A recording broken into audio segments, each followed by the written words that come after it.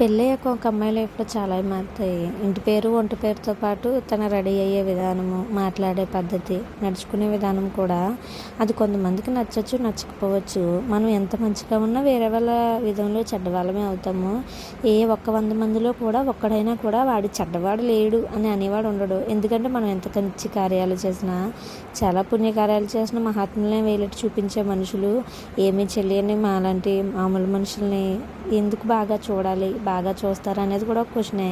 ఎందుకంటే వాళ్ళకి మనం నచ్చము. ఒకవేళ ఏం చేసినా నచ్చము. అలాంటప్పుడు వాళ్ళకి నచ్చినవి చేయడం మనకు అలవాటు ఉండదు కదా.